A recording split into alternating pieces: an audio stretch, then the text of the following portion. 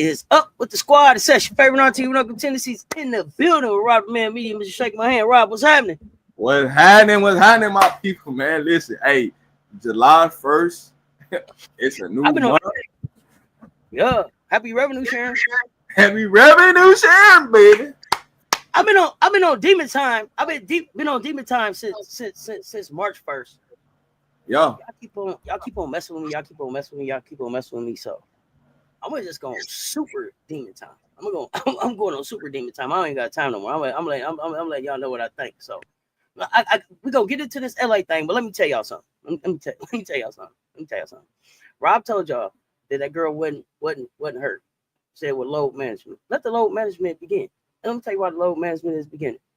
Because the Indiana Fever, look at me in my face. The Indiana Fever are better without Caitlin Clark. If you don't believe me, go back and watch the last game. Now, what you finna watch happen is this right here. And remember that you heard it right here. Ari McDonald and the rest of them ladies that you seen run around finna do all the goddamn work. They finna do all the goddamn work. And then they're gonna drop her back in there like she did. Face or something and make her the MVP. Remember that you heard it right here first.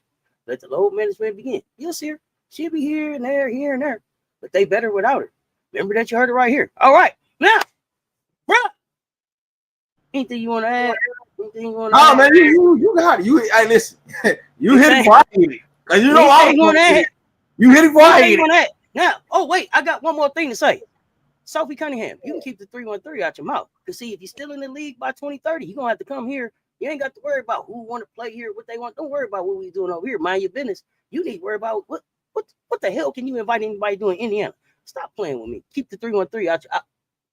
Get us off your mind. Get us off your mind. Let's go. All right. Let's get it. Yeah, get us off your mind. You ain't have to bring Detroit up. You ain't have to worry about who want to be here. None of that. You don't. We don't want you here. We don't want you here. My thing of it is, you saying who the hell want to go there when you might need to be employed by one of them teams. You might want to close your mouth. And we don't like you.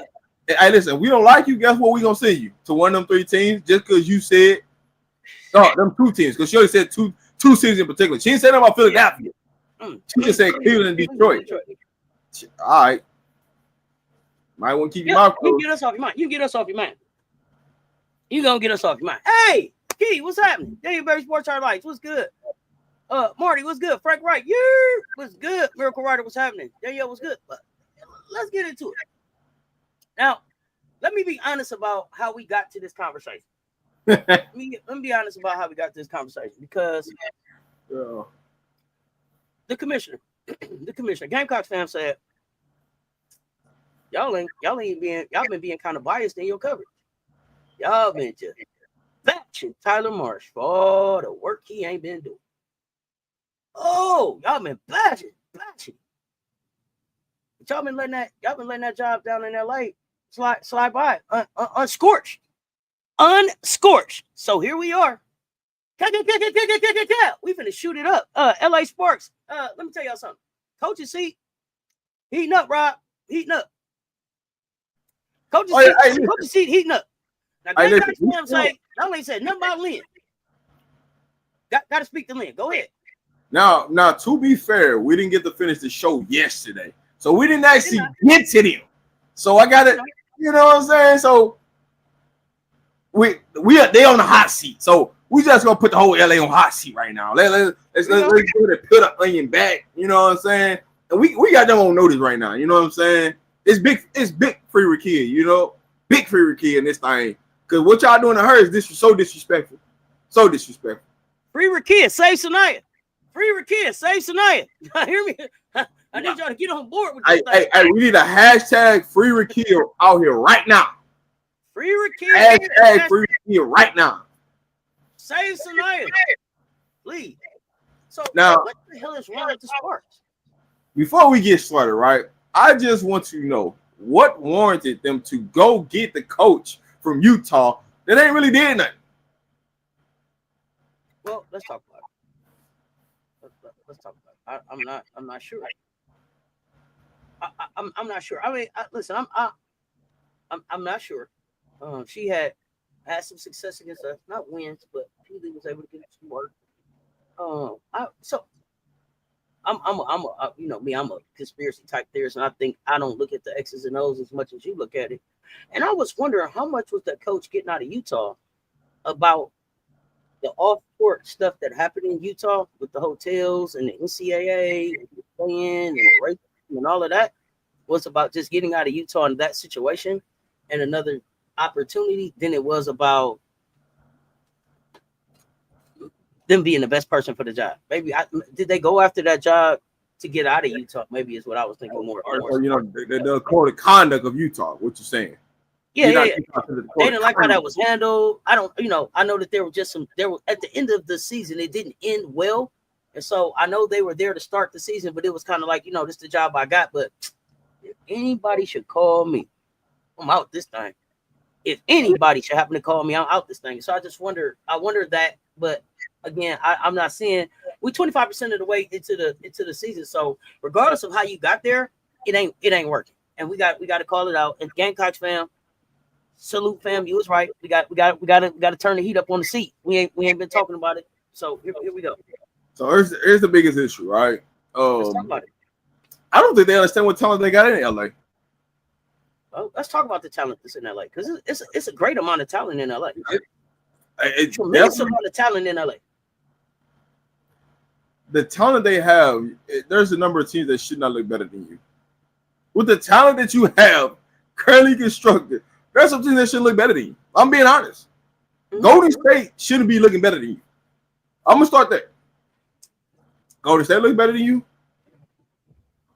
And this, understand, we are taking into consideration that Cam Brink is hurt. We get it. There's no Cam Brink. But even with Cam Brink being hurt, there are some teams that they still shouldn't be looking better than him. Period. We talked about Rickea as being the most polished WNBA game coming into the league last year. We still haven't seen that in the league. Let's do a little bit of comparison, right? I'm gonna take the Seattle Storm and I'm gonna take LA, and we're gonna figure out what's the difference. Because they got identical talent. If you want to be honest, they got kind of identical talent when you look at across the board. So let's start with the centers. You got Izzy for Seattle. LA has Stevenson. Production-wise, pretty doggone similar, right? Let's go to the power forward position. You got Nneka. You got Hamby. Get an answer to Nneka in that situation. Let's go to the small forward spot. You got Gabby for Seattle. You got Rickea for the Sparks. Kind of similar. I mean, they're only about 1.5 point differential as far as like scoring this season. Yeah, so let's go to the two guard, right? You got Odyssey Sims at LA.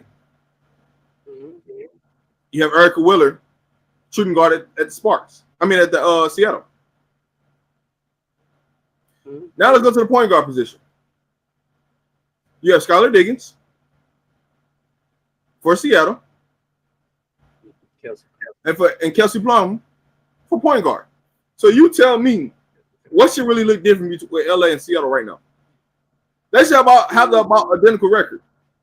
I mean, you know, basing that on the starting five, I would say so. Quick look at the bench. Quick look at the benches. Yeah, I would agree. What's different on the bench? They pretty much got the same bench. FM, why do you think they way better? Why do you think Seattle's way better? When I'm looking at tell me why you think they way better.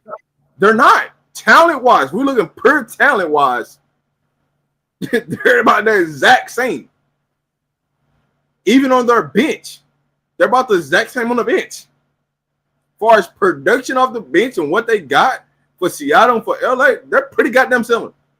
So Skylar, she's averaging 18.9 points, 2.2 rebounds, 6.1 assists per game. Kelsey, 20 points per game, 3 rebounds, 5.6 assists.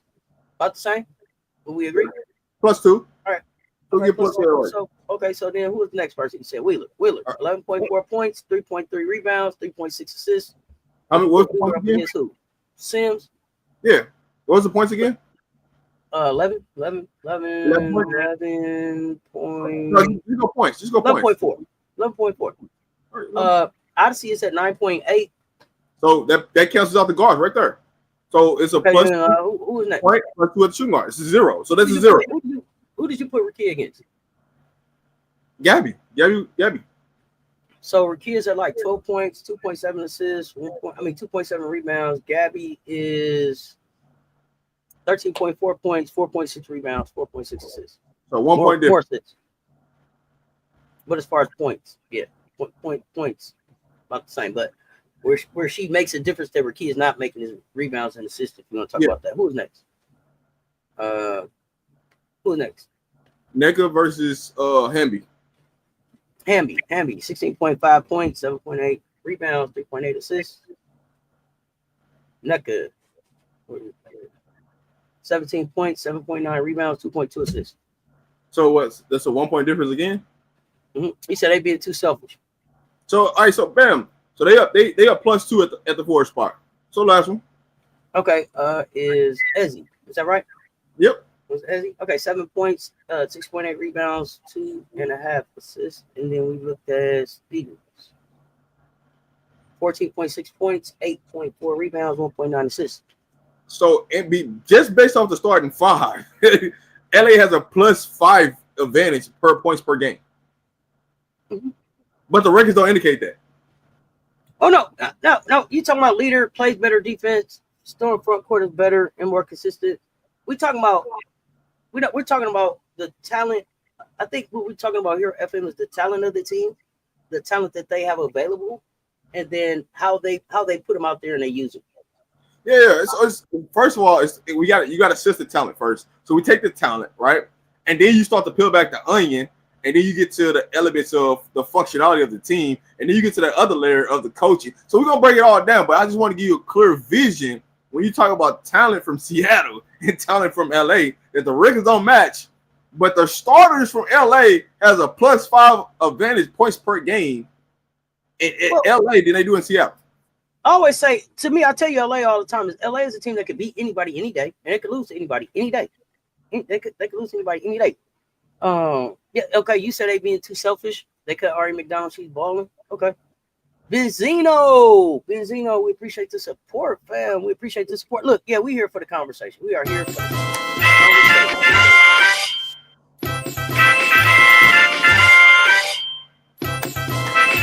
Oh my goodness.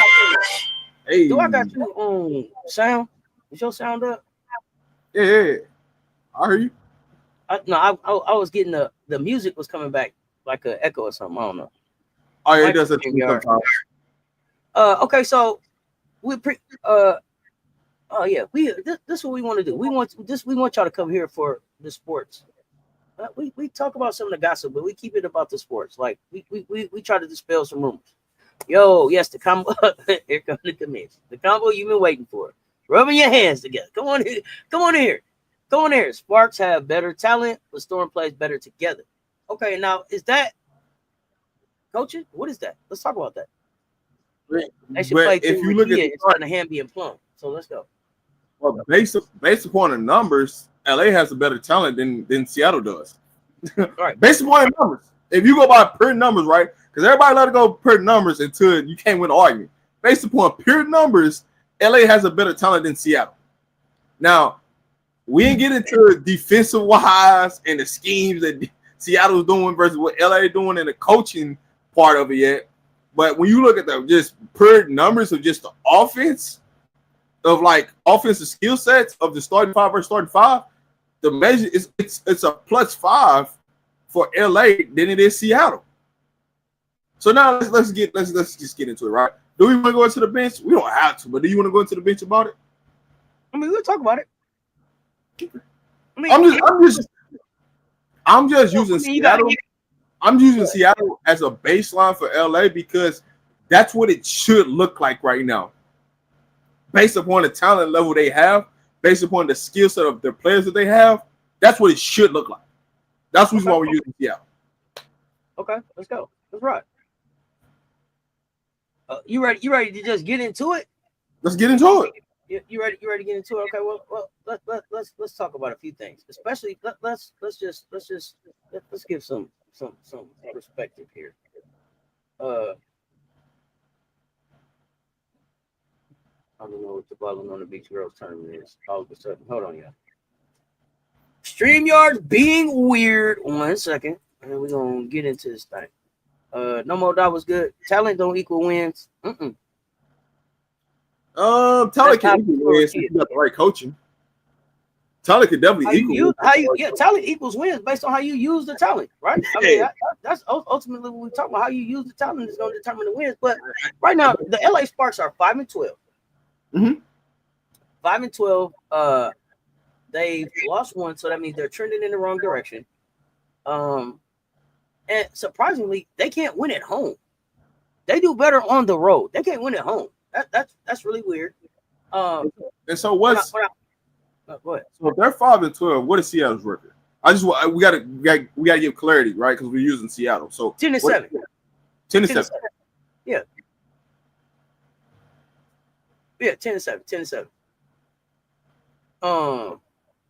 And the crazy part about it is Seattle does not have a great coaching staff, and they should be better than what they are. So I can get on their head too. They should be better, but just a baseline. This ain't about them today. Yeah, no, I'm just saying, based upon the talent level of LA, this is why I'm using this reference, because they can be better coaches. They can be coached even a lot better, but we're talking about LA right now. I just want to just give context, just explain for the new people that's coming in. That's all. Oh yeah, no, and I want to just give a clear picture about what we're seeing. So we got Kelsey Plum as the team leader in points, assists, Azarez leading in rebounds, blocks, and then Derek Hamby, leading in steals. So, question me. The other thing too is most of their starters is playing like 30 minutes too, Rob. So say that again. Most of their starters is playing like 30 minutes too, at least 30. Basically. So if their starters are playing 30 minutes, that's a serious problem. That they're playing how many minutes? It's only 40 minutes in the game. Kelsey Plum averaged 35.9. Hamby averaged 32.6. Stevens averaged 28.9. Rickea averaged 30 even. Sims averaged 29.5. But that's what I'm saying. For them to be playing that many minutes, you shouldn't be having that many losses. Oh yeah. Because the talent just alone, it's like, what are we doing? Right? The real problem with LA is they don't have no identity. Who's supposed to be the main factor? Who's the first one? Who's Kelsey, the second? Who's the third? Offense, Plum. What are you talking about? Kelsey, the offense, Plum. You seen it. So listen. What other offense you seen him run? All right, so listen. How many times you gonna use Kelsey Plum as the offense before you out of a job? Oh well, I don't know about all that. So that's what I'm saying. I don't know about all that. I don't know about all that. But I'm just saying that's the offense. All right, so listen. Okay, but when have y'all known Kelsey Plum to be a player to get people in the game? What's up, Vito? Your highlight was good. You know the smart thing to do? Just put the ball in Odyssey Sims' hand and let them run an offense and make Kelsey Plum come off down screens, pin down screens. Make her play off the ball instead of on the ball. Have you ever thought about that? Apparently not. I'm just asking. I'm asking these simple basketball questions, right? Because it's like, to me, why do we need Kelsey Plum to be on the ball? Like, put her ass off the ball and then somebody else. Because you know what happens?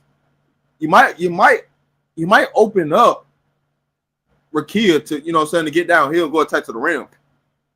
You might get some easy baskets at the rim. You might get to the free throw line if these type of things happen. But instead, we want Kelsey Plum to bring down the ball, right? Then you learn from Vegas that don't work. Did you not watch her do that in Vegas and see what happened? But when she's off the ball, she looks way better. Just saying. So I'm trying to understand Lynne Roberts then as a coach. What's her identity? What's her claim to fame? What's her style? Right? Like, West Coast kid. She was a, I think she played at Seattle. She's coached at, University of Pacific. She's in the Big West Conference, St. Mary's, Gonzaga. Chico State, Pacific, Utah. Like, what is her claim to fame? She, she's against these teams. Who is she? As a coach, there is a such threes and layups. Okay, I'm sorry. Go ahead. No, there's a such thing for coaches that some coaches don't know how to handle having multiple stars on the team. There's a such thing as that. Well, Rob, what the hell is she gonna do when Cameron Brink get back? The biggest star of their team, the face of their team, ain't even there yet. You can't handle Rickea. I'm saying this for a reason. When you talk about where she's at previously, how many multiple stars have she had on the team at one time? It's always probably been one at the most. If that. I don't know. This is what I'm asking y'all. Because I don't know enough about it. But I'm looking at her record: 23-11, 27-5, 21-12, 5-16. 5 Sweet 16, NCAA second round. You know about that though? What? You didn't have but one star player on the team, so guess what? You had to play through the star. You have to work around what you have. I'm talking about when you have multiple stars. What did it look like? A lot of coaches don't know how to deal when you got multiple talented players and how to utilize that game, and what that looks like. Okay, y'all saying her style at Utah was threes or layup, didn't like the mid range. Now here, and this is my problem. This is my problem, and this is, I think, I don't even know if Bree Wayne is in the chat, but this is one of the things I think Bree Wayne was talking about. Lynne Roberts, and this is why I'm on the free Rickea train. Rickea's game is the mid range. Rickea gets into the lane. Rickea gets into that mid range. It kills you right there. If that's not a part of what you want to do, free Rickea, because you're taking away a big part of what her game is. Yes, Rickea shoots a great three ball, but it ain't nothing like that. Rickea one leg. Y'all know what I'm talking about. It ain't nothing like that. That's patented Rickea. So if that's what her style is, why is she coaching this team? I don't know that the coach and the resources match. Was this a rush job? But I don't know. I don't know the last time LA picked a good coach. All right, so there's that. Don't get me started on them. Because then we're gonna start going up the ladder. When you got two players that can score in the mid post area, why they not getting the ball in that area? I don't know. You know why they're not getting the ball in that area? Because she don't like mid range shots.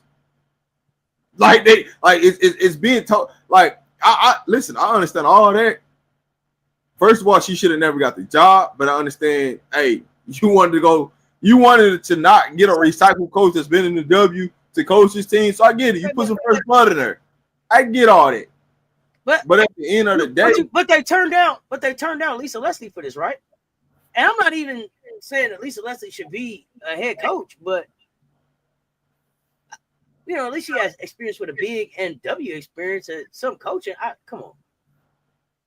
I'm just saying, like, when you look at the talent level and the skill set of the players that you got two players that can have a mismatch in the post and they can really go to work. Like Rickea, at most given nights at the small forward position, she's got a baby guard on her that she can take into the post and do whatever she want to do.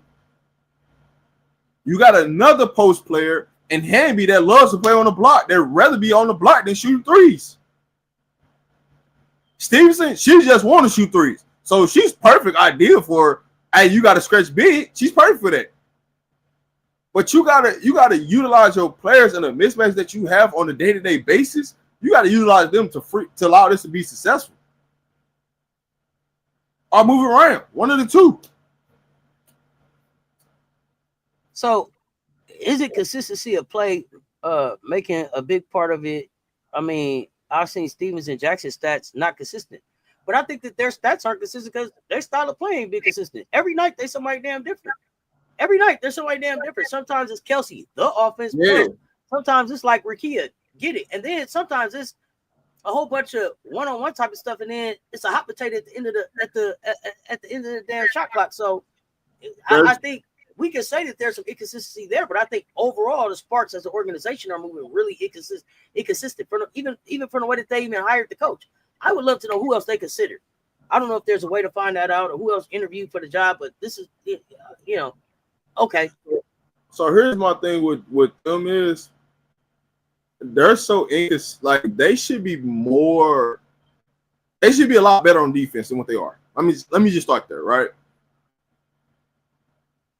Rickea Jackson should be leading them in steals. It shouldn't be Hamby. Hamby leading them in steals. That got me questioning, like, what are we really doing right now? She shouldn't be leading y'all in steals. Odyssey Sims is not one of them people that she trying to let you get punked over on defense wise. So defensively, I got the real issue there, right? Because I think everything starts defensively more than the offense, right? If they can get stops defensively, their offensive wise, it wouldn't be an issue, right? Because you ain't got to run that many plays. If you get stops, steals, blocks, you're not running. You don't have to run that much offense, right? You don't have to run that much action because now it's an open court game. The biggest problem for LA is they're not getting their players in the open court because they have a lot of open court players. Rickea Jackson is an open court player that wants to get to the rim, that wants to be able to take a mismatch in a mid post and go to work. That's more style of her game, right? When you look at Plum's more effective when she has space, right? What better way to get spacing is in the open court? Stevenson is really an open court player, but she understands the flow of half court. So it's just a style of play that they play. So they don't even go to the advantage of the players that they have on the floor. How can they use their defense to help jumpstart them? I don't see enough defense sometimes. You say the matchups defensively, that's what gets them hurt. Okay. Because they don't always match their best players up with the right players. When I'm playing against each other, say, hey man, if I'm playing Minnesota, right? Instead of me putting Hamby on feet, I'm putting Rickea Jackson on feet, right? And I'm allowing Hamby to what are you accomplishing with that? Say it again. Why is that your why? What's your reason? Because I don't know if Lisa interviewed for this job. If y'all know, let us know in the chat. Go ahead. So who's my better rebounder? Is it gonna be Rickea Jackson or is it gonna be Hamby? Hamby's my better rebounder, right? I agree. So until Cam gets back for sure. Correct. So if I make Rickea guard Fee in that situation, if she makes it tough, she makes it tough a tough shot, then guess what? I got my best rebounder in position to score instead of her being out on the wing and they having an advantage to offensive rebound. So I'm always going to try to put my best rebounders in position to stay close to the rim defensively so we can get out in transition. And I'm just using that as like an example defensively of things that they don't do, right? Even when Ray comes back, right? They don't even use her in the right position, to be honest. So that's another big wing that they got, right? Her, Rickea, and Ray, two big wings. Don't even utilize them in the right way of what to do, right? I would put Ray on whoever the lead guard is for the other team. I'll put Ray on them. Hey man, stop the ball. We shoot every gap, every pass, every gap we shooting, right? You got Stevenson behind you, you got Hamby behind you. They can clean all that stuff up, but they're not even trying to make adjustments defensively to help them win games. But it's just me. You say Rickea can't play defense? Who said that? That's what K Stone said. Actually, Rickea can play defense, but are they asking her? Listen, are they asking her to sit down in the stands and fight over screens and do things like that? No, they're not, because they want to switch everything. So, in that standpoint, when you constantly keep switching, you're gonna constantly keep getting mismatched until you figure it out and do something different. They're not changing. They're not studying the tendencies of players, the tendencies of teams, the action of teams to even do anything. So Rickea can definitely play defense. She can definitely do more defensively than what's being done. And so that's the thing that you got to start with first, right? We got to get it together defensively on the defensive end, the effort, the energy, right? But I don't know, like as this coach Lynne Roberts, I don't know what her identity is defensively because all she want to do is score. I gotta ask you this. I don't know that it was a rebuild. It's looking like a misbuild to me. It's looking like a misbuild to me, Rob. Like I can't say it's a misbuild. I don't want to. Huh? What you say? I can't say it's a misbuild. I think they have the right piece of order. Or maybe not a misbuild. Maybe not a misbuild. Maybe I should say mismanagement. Maybe I should say maybe I do that all day long. Mismanagement. Yeah. I mean, okay, listen, and Lynne Roberts, this is another no WNBA coaching experience before this year. It wasn't like she sat on as an assistant someplace. No, I don't understand why these teams, especially talented teams like this, are so willing to take a chance on somebody who never did this shit before. I don't understand why they so okay to turn the keys over to somebody just ain't did this shit before. So zero pro player development background. I don't know a pro player that she developed, and this is I did. Y'all know how I take my medicine, so I was taking my medicine while I was doing my research. So if I misspeak, correct me, keep me honest in the chat. But this ain't Salt Lake City. It's not a project. This is a pro team that needed to be competing 3 years ago. So I don't, so mismanaging rotations, inconsistent player usage. I feel like it's a awkward system install. I think. And what is her system? I don't know if her system is all the way installed and they still kind of got some of Kurt's system. I'm not clear. But you be real, Rob. How the hell did Lynne Roberts even get the job? And what's not clicking? I'll be lying. Only thing I can tell you is they want some fresh blood in the league. That's the only thing I can see. Like anything else outside of that, you can't say that you missing anything on this roster because you got everything that you need. Listen, you have the pieces to win in this league. This just a piss poor job being done. That's all it is. That's all you can say this is. It's a piss poor job like this, what they're doing with this team. And they got to figure out, at this point, they got to figure out who is their core, right? Who is their core? Who is the core for? There you go. That's a good question. Who is it? I'll wait. Tell me. Who is their core? They don't know, right? So let me ask you this: when you talk about a team having a core, should it be a 3-player core? Should it be a 4-player core? How should it? What should make up the core? It should be 4, right? What's the word core? Okay, 4 letters, right? It should be 4 people. Okay, let's talk about it. Should be one to build around. Okay, let's talk about it. So who's the one they building around? Cam Brink? We don't know. That's the question that we trying to figure out. Who is the core? So here's the thing. I see you keep copying this misspelled shit in caps and everything. Where realistically can Rickea be traded to? What will it take to fire the coach? I don't know what it would take to fire the coach. They would have to get mad. Stop spamming my chat with the same damn question. Where realistically can Rickea be traded to? We said Las Vegas. We've given a few options of places that Rickea could go. Maybe they make a move for Rickea to go to Chicago. Like, it's not like Rickea has a whole lot of money that you have to figure out how to pay her. She's on a rookie contract. So what's going on, Ms. D? So you say it's Hamby, Plum, Rickea, and Brink. Mm-hmm. KP, Hamby. Then after that, you don't know. Listen, I don't think they know who they core. So then, who the hell is Azure then? That's why you don't have an identity. So KP said at the start of the season they had the best front court in the league. Okay. Listen, they do have a top front line, and they should be able to match up with any. Listen, LA should be able to match up with anything in the front court. Okay, they don't. Help me with this. When they're healthy, Cam Brink back on the floor, healthy, no minutes restriction. Who should the starting 5 be? Plum, Rickea, Hamby at the 3, or not, or Hamby or Stevenson. You put either or 3 or 4. You got Brink at the 5. I'm going big. Okay, but and big like that, rivals length and size like a New York has, right?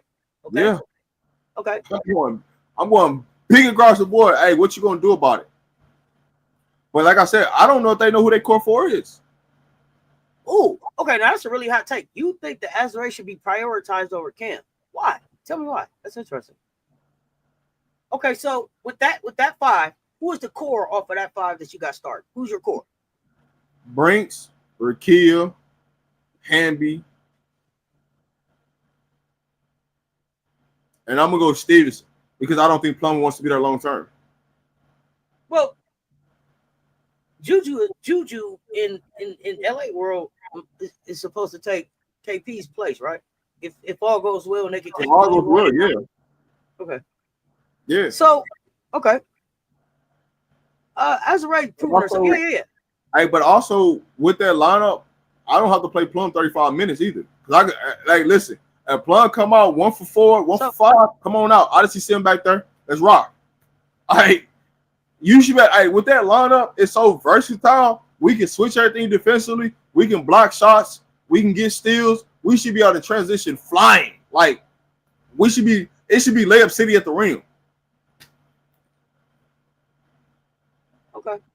And y'all, you say too. You think Azrae is underrated? Yeah, she's underrated. But we know that everything that we talking about as far as like when you pour the politics into this, we understand why Cam Brink is the face of this thing, right? I'm just gonna be honest. Juju might be with the Valks. She may be. I'm just saying, in LA's mind, if it goes as perfect as they could. But I see Shantae saying, as a franchise, I don't know how they value their players there, right? Who's valued where? Like I could tell you who should be valued and what it should be, but I don't know truly if LA understands how to value their players, and that's why they don't have an identity of who they. Whoa. I'm gonna tell you. I'm gonna push back, and I'm gonna just go ahead and say no, they don't. And the reason that I know that they don't know how to value their players is because they had a player there named Candace Parker that they didn't know how to value. That I know that they don't, and they have not. They have continued to mismanage talent in LA. They've continued to. How many coaches? This 28 years. How many coaches they had? 22. 19? Tell me. Somebody in the chat tell me. How many coaches out of LA Sparks had in 28 years? It's a double-digit number. It ain't like they didn't just had a coach come and do well there. It ain't like that they've shown that they're able to make great decisions there. And it's really starting to look like the adults in the room when LA was successful were the players that were there. It really sounds like the adults in the room when LA was able to be successful was the Lisa Leslies and the Candace Parkers and those that came from programs that had standards. All right, so it's a whole lot of politics around the Sparks. Go ahead. Now let's get into the coaching piece of this, right? Here we go, Lynne. I don't know if these players want to play for this coach. I don't see no huh? Okay. Who did they go to and say, "Hey, we think we're gonna hire Lynne"? What do you think? Who was that player on this team that has that cachet? Nobody. Okay. But I'm saying it for a reason. I don't see no joy nor excitement. She really don't do a lot of talking to the team. I noticed it at the game, right? When because you know me, I'm watching, I'm detailing, I'm looking at everything, right? Mm-hmm. The assistant coach, the tall male, I don't know what his name is.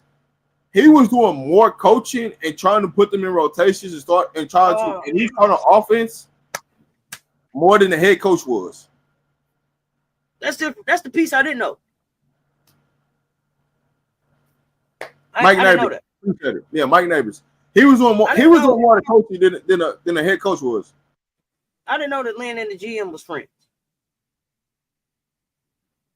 So you think Mike Neighbors is running but I'm remembering Mike Neighbors from failing somewhere else. Who was he again? I don't got you anymore.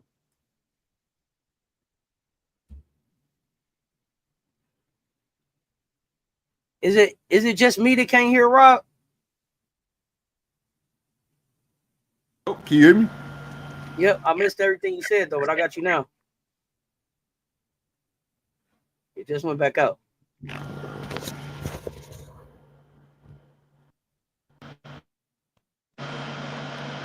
I'm here. Yeah, Mike's doing more coaching than Lynne Roberts is. That's the major thing about it. So that's what it is. Oh wow. Sparks had 18 coaches in 28 years. What that tell you? They need a new HR department. They need somebody else doing the sourcing and the recruiting. I'm right here. How about I'm right here. Hey, how about this? How about they need to go get them a new practice facility? I mean, a practice facility. How about that? So okay, let me ask you this. Yeah, get a practice facility, but y'all are starting to look a lot like the Chicago Sky. And so then what I have to ask is it time for a sale? Is it time to force a sale? Now, when we start talking about this, okay, now 18 coaches. You didn't do no interviews. You ran right out and hired your friend, and now look how we look with all the talent that we got. At some point, we have to go above. Now we got to start looking. What they say. It's above me now. It's above me now. It's hard. It's hard for the owner to sell it when he not only owns them, he owns the Lakers now. He owns the Dodgers, and he owns the soccer team. They ain't getting rid of him. So something got to give. You might need some changes in the door as far as the president and the GM and all that. But as far as the owner go, he locked in. He owned damn near every team in there. Lynne you telling me that Lynne got this job because of her success with Elisa Pilley. Okay, tell me about Elisa Pilley's success. And I'm not shitting on Elisa Pilley, but since you say that's what she got the job for, they hired her to run a WNBA team because of the success of Elisa Pilley. Tell me about Elisa Pilley's success. Oh yeah, listen, they definitely invest in their players now. They ain't got that practice facility. They ain't invested to their players. Their players got to figure out, hey man, what gym can I go to get some reps in? Why do you think the expansion team owners are going to be a problem? Because what we just don't realize is the WNBA, the WNBA that we know and love is not finna be here. The way that they're rolling out these new teams attached back to NBA franchises, it's not moving more towards a women empowered league with players and like what Unrivaled is doing. That ain't what it's moving towards. It's moving more towards like what the NBA is. Watch what I'm telling y'all. This expansion team, man, it ain't what we think it is. It's gonna be the exact all expansion identical. Teams are linked to the NBA team. Yeah, it's gonna be a problem. You better believe it. But yeah, we're gonna get into that talk too. You know what I'm saying? I know political league gonna jump her and have that conversation. But yeah, man, that's we're gonna have that. It's me and Leo already was on the phone talking about it. We got to get to that conversation because it's right in front of our eyes. It's happening right in front of our eyes, Rob. It's happening right in front of our eyes. I listen. As soon as she came out and she was like talking about the owners, I was like, "Oh, this is a bad idea already off the rip." See, this is what happened, right? Let's be real. The places where they was actually gonna go, you know why they didn't go there? Because it ain't an NBA owner got their hands tied into the money. That's why they didn't go there. It wasn't that they didn't have the money, because the places where they was actually gonna go, like Colorado was gonna have it. The owner for the Denver Nuggets wasn't involved in that situation. Well, it didn't tie back to the franchise. It was actually gonna be. Go ahead. Oh, go ahead. No, go ahead. No, I'm saying the actual places where they offer more money to buy a team into the W. None of those places. It didn't tie to the NBA. It didn't tie to the owner got some type of advantage into the situation to reap any benefits off of it. It was a new ownership. What they wanted somebody from the NBA to be attached to the WNBA team. Mm-hmm. And so now it's a bigger problem. And that's probably the very reason why you don't see Candace coming in. Why you don't see Nashville selected? Because Candace didn't want to be Candace wants to be able to be in control. Yeah, that might be Rob. Rob, he bump it up against his zipper or something. That's Rob. That's why you don't see Chicago attached back to something. But they finna push back on that too. They finna push back on that too. So you don't see Candace come in because they don't want to have to deal with Candace. Candace is trying is trying to do something different. I know 1,000%. Like Colorado was in the finalists. I know Tennessee was in the finalists. And St. Louis was in the finals, and they weren't trying to deal with them because they had nothing tied to the NBA. I know that 1,000%.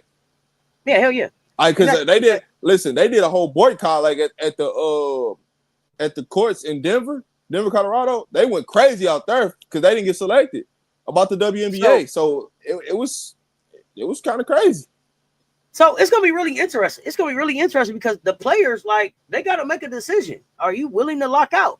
Are you willing to lock out for the type of control in the CBA that you want? Are you willing to lock out? Like, this is, I don't know that we've seen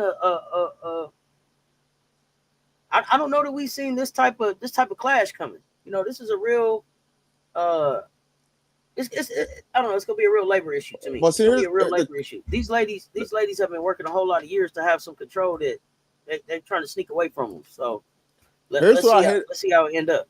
That's what I said. Here's what I hate about the expansion piece of it, right? Mm-hmm. I feel like the players, not just necessarily the owners, but the players should have some type of say so of do they agree about going to those cities. That's why I think that the WNBA could have set themselves apart. Because if they would have allowed the players, I think the players would have picked different cities than what got picked. Oh, absolutely. I think Philly still gets a team, but I don't think that they would have went to Detroit and Cleveland would have been the two spots. I think Toronto would have been one. I don't think Portland would have got a team. Oh, Portland is too much money tied to Portland, and the money that's tied to Portland has to do with the sports brawl franchise that they didn't put out. And I think they got they probably got, based off of what they did, what did they flip that thing with the WNBA and ran it out together. I think they turned that thing in about, I don't know, 20 or so franchises just that quick overnight all over the nation. But yes, Jason Tatum was part of that St. Louis group, but also he's not an owner in the NBA. They won't pair owners that'll bag it up, and all the owners trying to do is just buy it so they can resell it. That's all they trying to do. Yeah, that's how they gonna make their money back. Tatum wanted it for something different. Yeah, and they not trying to let. Yeah, they got a women's complex tied to their team and soccer over there. Thank you for reminding me, Shante. Jeremy, that's not a good enough reason to hire somebody in the WNBA because they player won Pac-13 Player of the Year, Pac-12, whatever it was. Who cares? It's Pac-12.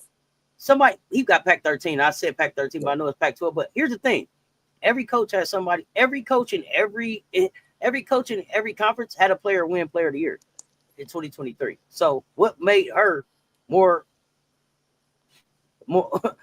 She didn't get hired because of Alyssa Pilley. I'm not buying that. Yeah. What you saying? And then what Political Lil is telling me that they was friends that leading them back to back tournament appearances. So what? All right, listen. So what? Jason Tatum. So what? Jason Tatum and Bradley Beal have enough money collectively between them two that they could have bought the team to bring it to St. Louis. 250. That Don will have with the Philly team. Depends on who the ownership is. I think they're trying to get her a little bit, but I believe for me, I think Don's next step is ownership. So if it's not a part of that ownership group, I don't know what that looks like. But it's going to be interesting to see the stance that the players take, because now you got to look at unrivaled. What do you do? Do you look at maybe doing a 5-on-5 and trying to expand and bring your players over there and showing equity and ownership and that type of league versus what the WNBA is going to be like? I got a question for you. Would you be okay with NBA players or former NBA players owning WNBA teams? LeBron already owned the team, Atlanta. He put up the money for it. Oh, we don't talk about that. Never mind. Yeah. What we talking about? So I'm saying, all right, so look, I'm going to tell you St. Louis in the situation, right? Jason Tatum, Bradley Beal. In general, I don't care. Yeah. Okay. That's more, because I'm looking at it as far as a different lens of, hey, if a player owns a franchise in a W, would they run it differently than how these other owners are running it? Because they play it in the league. They know what, they see how they being treated. The NBA players are going to try to take care of their team and don't give a damn about them getting fined. And they'll pull a Mark Davis, like in Vegas when he put them on a private jet. The NBA players will do that, and they won't give a damn about getting fined about it. So that's why I'm asking. I know that Renee is part owner in The Dream, and if you watch the documentary where she gets into being the owner, she talks about LeBron calling her and telling her to go for it, and then where does the money come from? Because she didn't have it in her WNBA career. I mean, didn't. Period. I mean, I don't take issue with that, and I applaud him for reaching out. But yeah, I'm not going to front like I don't think listen. I'm not talking about put that bread up.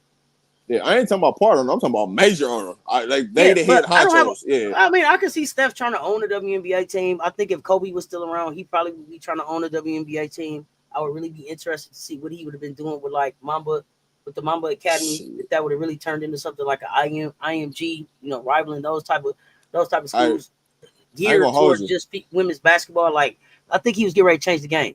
So I ain't gonna hold you. He probably would have owned LA Sparks. If he was alive right now, he probably would have owned the LA Sparks right now. So he'd have set them up for a real success. They'd have had a practice facility. Ain't nothing. It wasn't nothing the city was gonna do to turn down him. Like, I can tell you that right now. Oh, I agree. So, it's just unfortunate, but yeah, I don't. I'm not here for the NBA interaction. I feel like the league should be moving as far away from the NBA as it can. It's as much as we keep saying that. I got you. They keep giving, and it is a difference in Atlanta.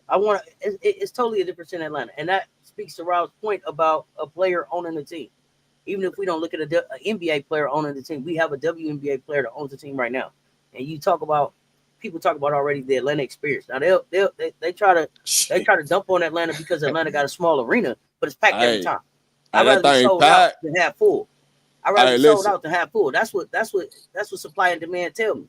But they would make you think that Atlanta's not as successful because they only got 4,500 seats, but everyone, right? So that's a great point. I don't know how they actually treat the players on a day-to-day basis in Atlanta. I don't know what their practice facility, any of that looks like. I don't know how that rivals with like a Las Vegas or a Phoenix or any of that, but everybody that go there look happy. BG reborn. Oh yeah, BG I'm gonna say ain't no sad faces there. Hey, listen. This is where studs go to that. Hey, listen. Going to Atlanta game like going to the club. Everybody say it's better than going to the club. Baby, it's work at work. It's work at work. I'm just up every day getting dressed to go to work to see the work. You hear me? Yeah, I can't wait to get to the work. Hey, you know, Pawpaw loving it. Oh man, our Mystic Arena is full too. It's not a large arena either. See, that's good. But I think that works for WNBA. I don't need to sell out. I don't need to try to put every game in the NBA arena because it takes a whole lot of money to open that thing up. Come down, you know. If they 18,000, I could be somewhere between 8 and 10,000. Would be a nice sweet spot, I think, and fill that thing up. Fill that thing up every game. Yeah, I mean they should be able to play it in college basketball arenas. As far as the women's arenas, not the men's, but the women's arenas, they should be able to sell those things out easy. If they don't have their own arena, so. Because I'm interested in so the Detroit Shock, are they going to play at Little Caesars? And then, my man, so you going to own the Shock and the Rockers? Gilbert is going to own the Shock and the Rockers. Is that right? Y'all tell me. Dan Gilbert, he going to own the Cleveland Cavaliers. No, I thought they said the Cleveland owner. Well, here's the thing: Dan Gilbert owns all of downtown Detroit. We're not gonna act like Dan just in Cleveland. Dan big time right here. So that's what I want to know. I thought somebody said that Dan was gonna that Gilbert had interest in both teams. So correct me if I'm wrong right there. I'm interested. That's nasty work. That's crazy work, man. That's nasty work. If he pulled that off, that's nasty work right there. So somebody, y'all let me know in the chat. I thought I seen that fly by. Hey, listen, that's 500 M's that he about to flip into like 4-5 billion. Easy. Yeah. He don't care. He's the Rocket mortgage guy. You see the same game good in every season in Atlanta. That's what I keep hearing. They have to put Atlanta Dream and they'll Shock and the Shock in the Bird. Cavaliers, Pistons, and 76ers exactly. He got his hands in both teams. See? That's nasty work, man. See what I'm saying? Yeah. Yeah, gotta get to the bottom of some of this stuff. Sometimes it's down. Sometimes it's good to peel back the layers. You can understand. It's only 5, 6, 7, 8 people sitting at the table. Hell yeah, it's nasty work. Hey, that's the way to. Hey, listen, that's the way to block some people right there. Hey, you don't want to get it approved? That's okay. We'll get somebody that want to be in a club that'll get everything approved for us. Like that's what they did. Like. Hey, man, we just going to get somebody in here that we ain't got to really fight, that'll agree upon what we want to agree upon, that'll make sure we keep – because you got to think about it, right? You can't have players owning teams because then they're going to start going against other owners and they ain't going to be going to agree upon that, and they're going to side with the players. So they can't really put too many former players and allow them to, you know what I'm saying, be in a room in the CBA. Because you got to think about that. Whoever in these ownership groups, hey, they got to go to the CBA table. I don't know if we ready for that to happen. So, hey. Yeah, Dan is a big wig money-wise in the NBA. They move around. They move around. But we supposed to be here putting the heat on the LA Sparks. So let's get back to the Sparks.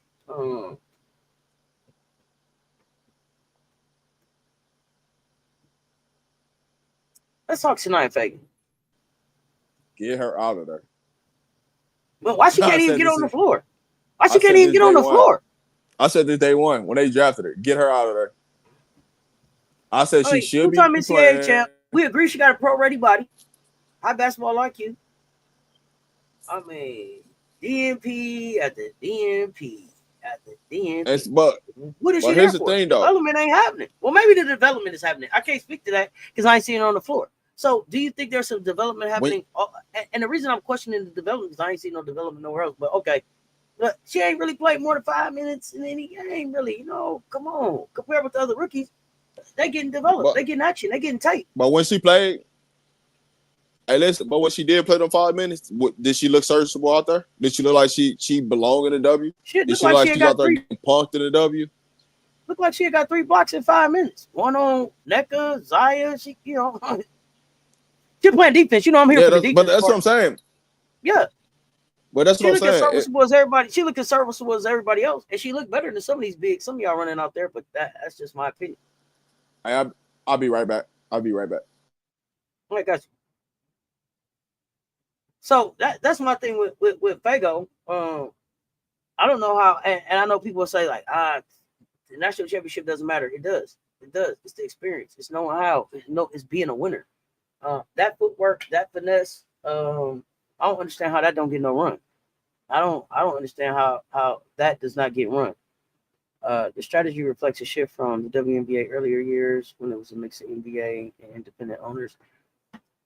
Well, I don't know why they're trying to run the independents out of here, political ill. But while I thought the W was pushing to have more, to have all the teams be independent owners, it don't look like that's what they want. It look like they want to tie back to NBA organization. It takes time for a post player to adjust. That's cool. But I mean, Kiki's a post player, kind of, right? Is she out there? So I mean, I'm saying in some of these games, like y'all losing, and you 5-12. What we got to lose? Unless I don't know. Unless they feel like it's a chance at the end of these games. They definitely gave Sarah Ashley Barker a chance. I'm just saying I want to see her out there. I want to know if the development is happening, because if not, there's other places I think that Fago could be helpful. I thought Fago would have been helpful in Dallas. I thought Fago would have been helpful as a big next to Asia or coming off the bench. It would give the NBA owners majority rule. Hell yeah, it will. As they going into the CBA negotiation. That's why we may be in for a little standoff. Now, do you think the NBA having majority rule and the NBA coming in is going to instantly mean higher salaries for these women? Definitely could have used her in Chicago. Could have used her in Connecticut.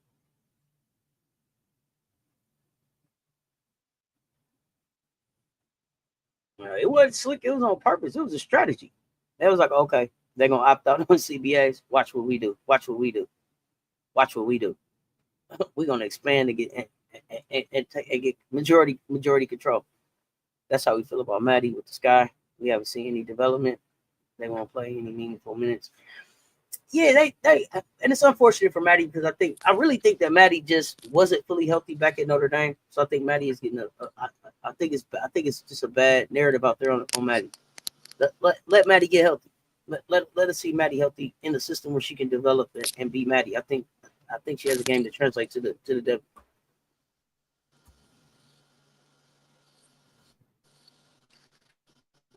Well, are we back? We was talking LA. Tonight we talked about tonight, but the front office. Is there a vision for the front office?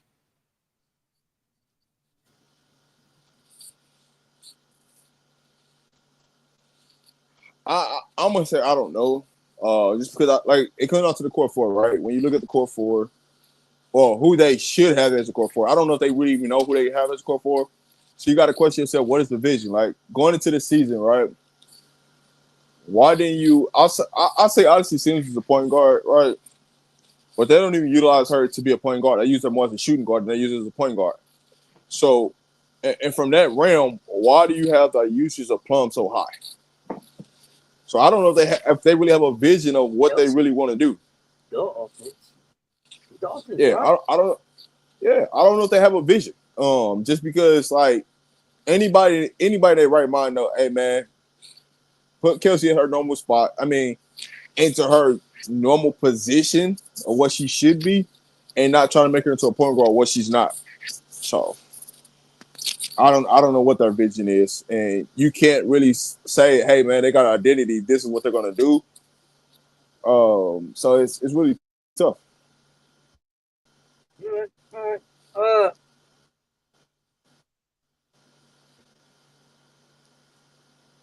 Did any of their signings really make sense? Yeah. So here's the thing, though.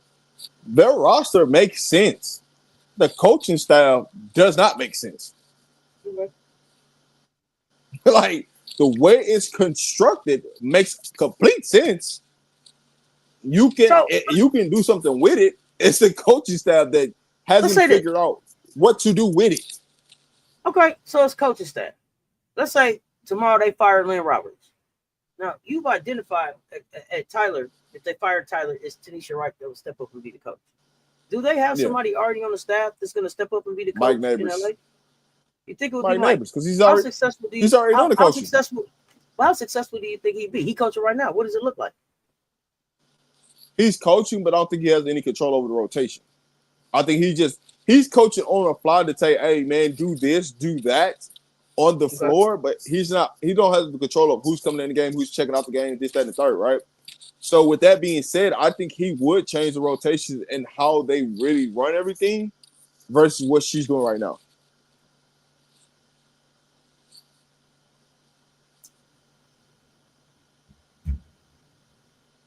Now, what was it? Y'all didn't want to tell me. I knew his name from somewhere. What was it about Mike at Arkansas that make you think he could be successful at LA? I think he understands the skill set of the players that he has. That's truly what it comes down to. He understands the skill set, right? Because when I'm looking back at that game and I'm watching everything he's doing when they play Vegas, they were pushing all the right buttons, right?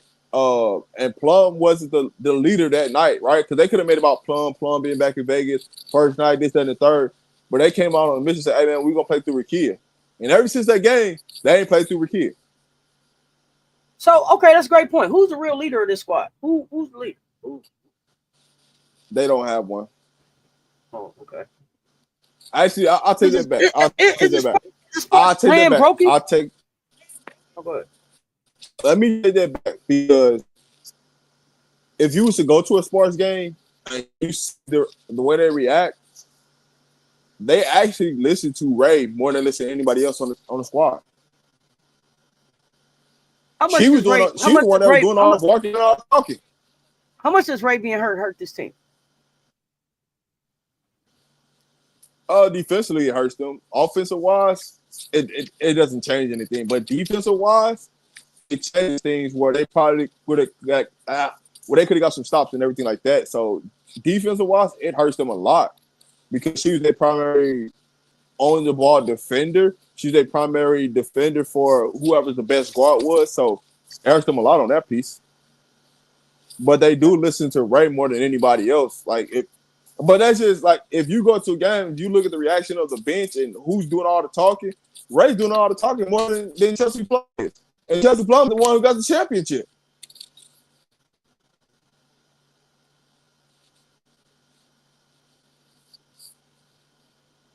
They got championship. Listen, the crazy part about LA that I don't understand is y'all got championship players on the roster. Not just Chelsea Plum. Cammy's won a championship. Better when Cam gets back? Does Cam coming back fix everything? Defensively, she helped them. Offensive-wise, I don't know how much offensive-wise she could have worked on having this torn ACL. Has she got up a lot of jump shots? Has she worked on her ball hand? What those things look like? I think if this is me, if I have her, I'm bringing her back slowly. I'm not even rushing to bring her back. I'm working and I'm building up her minutes. Like, hey, listen, we're going to put you in the game for 5 minutes, right? At the beginning, hey, I'm going to play at 3 minutes. Let's see how that works, right? See how you feel after the 3 minutes. Get you out. Still you another quick 3 minutes. Get you out, right? Throughout the game. But totally overall, she doesn't help them. She doesn't help them for the season. Unless she's 1,000% healthy. I got you. But I don't need even know to what we're watching right now. You need to play her just so you can see like where she's at to say, hey, we got to shut it down for the rest of the season, or B, all right, she's moving in the right direction. But I wouldn't rush Kim to come back. I would move her slowly, let her progress. All right. I mean, I don't know what we watch. I don't know if it's a youth movement. I don't know if it's a tank job. I don't know if it's just a vibe. I don't know. They in between. They in between of everything. They in between. It seems very, no matter which way you want to look at it, they're in the middle of everything, right? If you want to say youth movement, they got youth players that they can build upon. Yeah, because listen, if you take they do be out the way, guess what you got? You got Canbrick and you got Feagin. Like, so you can't say they got everything that you want. But you also got Sarah experience over there. Yeah. You said they just in the middle of everything. But here's the thing, Teddy. One of the things that we talked about here is that we don't even think people tank for the next year. You start tanking 2 seasons out. So it ain't about who got the pick next season. It's about where they pick in 27. Yeah, because listen, not for 26. Here's the thing. Everybody know who's coming out. Everybody's already projecting drafts. So if they don't feel like it's somebody in that next 2 years draft that they want, that pick's gone. You ain't got to worry about it. That pick's gone. And they ain't worried about trying to get it back either. So just look at Las Vegas, right? Las Vegas already told you by trading the number 1 pick to Dallas that, hey man, we don't see nobody that can help our team that's going to help our team in 2 years. So let's go ahead and trade that away right now. We're not trading away the 28 pick. We're not trading away because we see something that we might potentially get depending on the players that potentially might not be here. Because everything's about projecting. Who's on the contract? What age are they? What they might look like in those years. Like that's what everybody. That's how they run franchise. That's how they project stuff. That's how you know if they really want to pick that pick, or if they don't, they want development or they not. Yeah, Anthony, I don't have a team. Yeah, I don't have a team that I think is flawless right now, defensively or offensively. Everybody got something to work on. Teams that I'm looking at right now. Phoenix got a great team put together. Atlanta's put together very well. New York got a squad. If they get healthy, but I don't have a flawless team. Everybody got something to work on right now. It's 25% into the season. Powell would have been a better pick than Barker. Aces in a rebuild. Aces, something. Hey, listen, you got to understand what LA needed versus what they picked. Like, you ain't in the room. Like, we can all say sitting back, hey man, Powell doing her thing, and then there's no knock, right? You can say, hey, Sammy Joe was out there hooping. She hooping right now. But during the draft time, leading up to the draft, we had a bunch of questions on her. We didn't know if that was going to carry over, right? Because we seen stats decline from year over year. But also, that comes back to, hey, the W does not have a true process when it comes to the draft. They don't. They're working to get there, but they don't have one currently constructed right now. And so when you look at why players are picked where they're picked at, it's because there's no true process. A lot of these players would not be picked if they had a true process. Where they're picked at. You don't get to really see the top players go up against the top players and they're out of their element of the school that they went to during the process to understand even what you're looking at.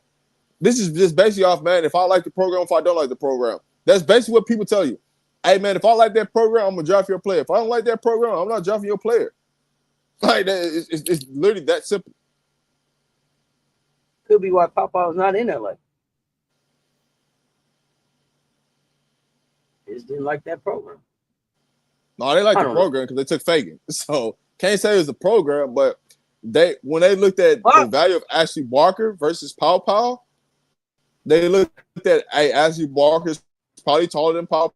They looked at her measurables, like, hey, we like her measurables over Powell. That's what comes down to it. Sometimes it don't even be about the player; it be more about the measurables. It also could be too about Powell already being a hometown favorite there, and we waiting to get another hometown favorite. So we don't want to have competing hometown favorites. We said that was a system pick. Gotcha. Let me see what else we got going on. What else we got going on? I mean, I don't know. Do you see something that they can do with the way that they have the minutes spread out? I think that they don't have an offensive flow, even though that no true point guard identity. You talked about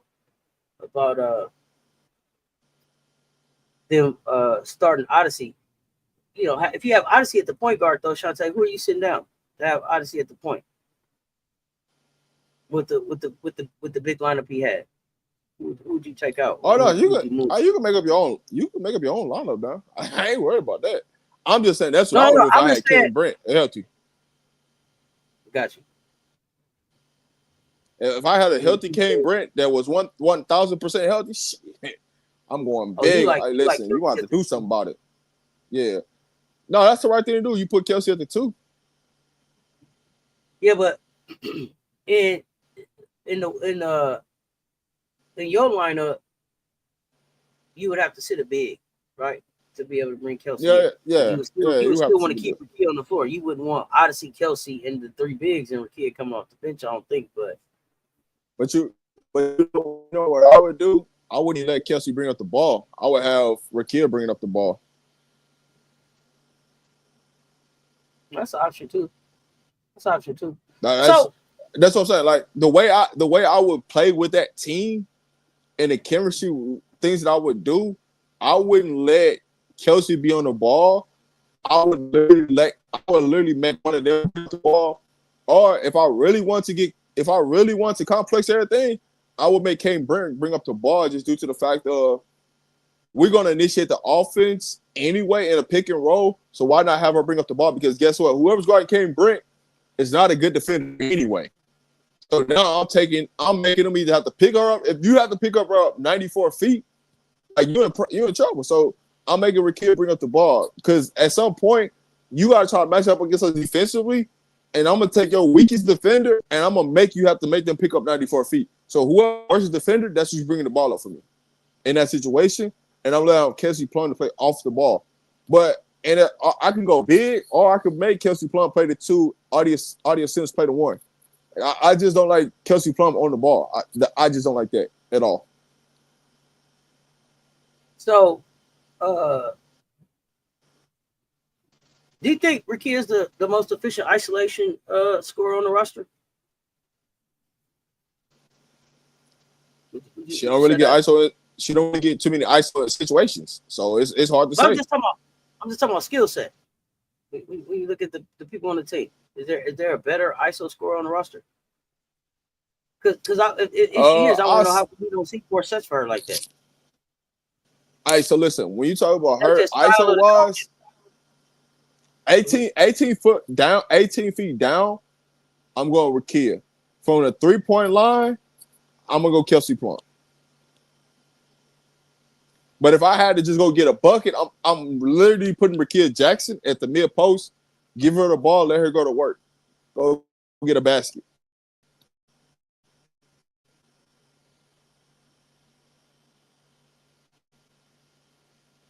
But if I need somebody to create a foul from the 3-point line and get something up, yeah, hey, listen, if you put Rickea Jackson in the mid post, the low block, where she can, because think about it, right?